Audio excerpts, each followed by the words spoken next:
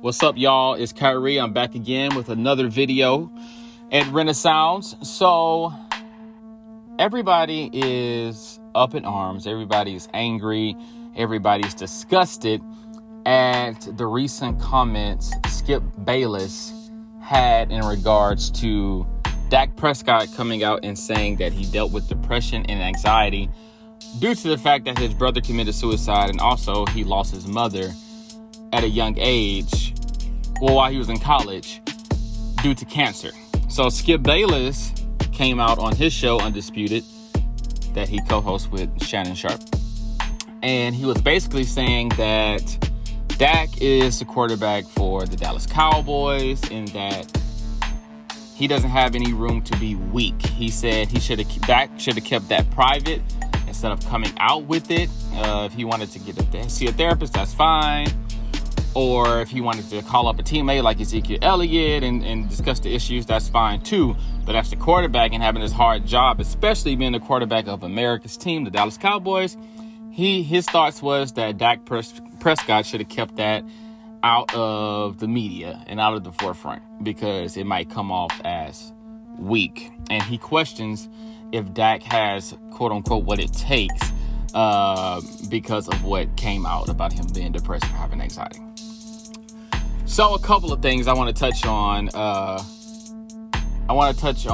One, Skip is echoing the stigma around depression. And Skip is not the only person who thinks like this. Skip, everybody's going to, get on Skip right now, and rightfully so. Like, he deserves, everything he's getting. But I feel like Skip and me, kind of knowing Skip Bayless, I don't know him personally, obviously, but me kind of doing my homework on him and listening to the things he said about his upbringing with his mom and abusive dad. And, Skip went through a form of depression himself, I'm sure. He didn't come out and say that, but for me, knowing his story, I'm going to assume, right? This is just my assumption, that he went through some form of depression. He definitely had some struggles in his lifetime, right? And in Skip's mind, the only way to get past that is to keep moving forward, maybe not express it, even though he did express it to everybody. He wrote a long article, talking about his upbringing maybe a couple of years ago. But it seems like that's in his mental, like, that's weakness. Like, you're holding this position. Like, you shouldn't come out and say you're depressed. You shouldn't come out and say you have anxiety. Like that, people might question if you have what it takes.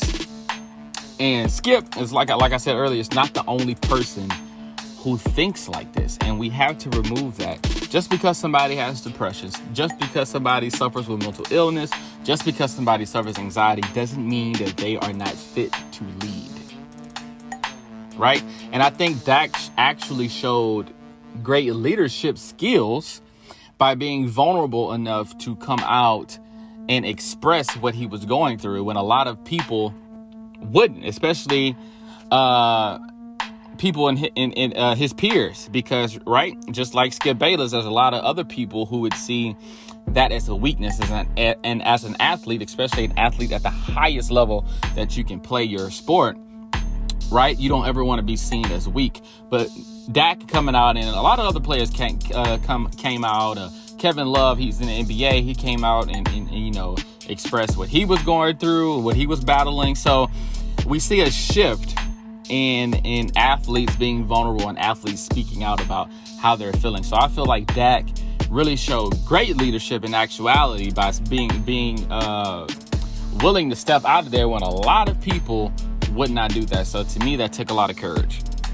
The second point I want to expound on is this. So people think that money absolves you from dealing with depression.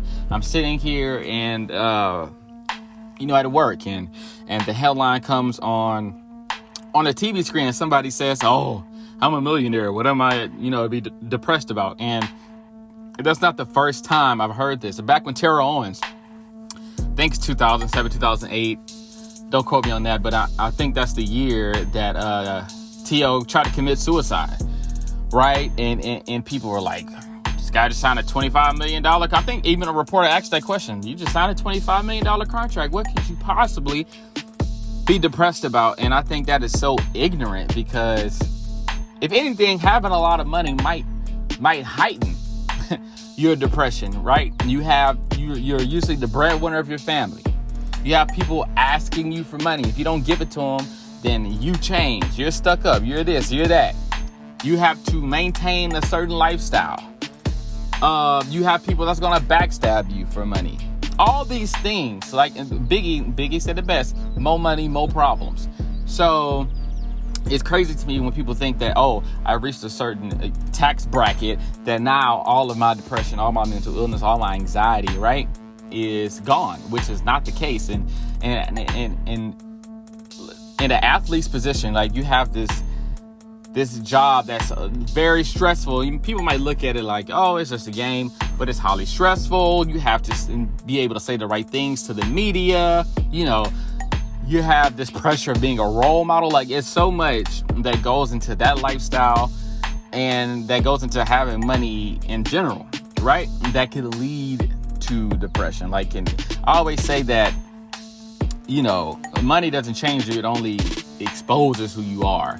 And in a certain way, if you're depressed, broke, right? If you get money, yeah, you might have some happiness here and there, but on the flip side, it could also further your depression also. So I think that's a very tone deaf statement by people. Like, these athletes are human beings, and I feel like a lot of people don't see them that way, right? And we don't have to go too deep into, because this is another discussion, but you hear this all the time when people like, oh, just shut up, don't talk about politics. And like, no, these things that are happening in the country is affecting people who look like them. So yes, they're going to speak up. They're not just athletes, right? More than an athlete is the slogan that LeBron uses. So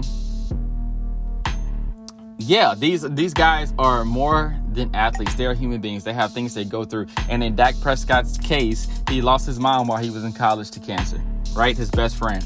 And he lost his brother this year due to suicide. I don't care if you had $50 billion. That's going to put you through something.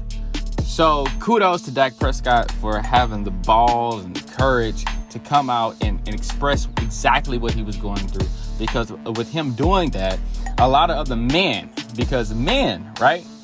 Men are hesitant to come out and talk about the things we're going through, because we're supposed to be strong. We're supposed to be the head of the family, all this stuff. So men, other men, males that's looking at Dak Prescott, and he's in this ultra masculine, alpha position, playing football or quarterback for the Dallas Cowboys. And he was willing to come out and be vulnerable and speak on his feelings.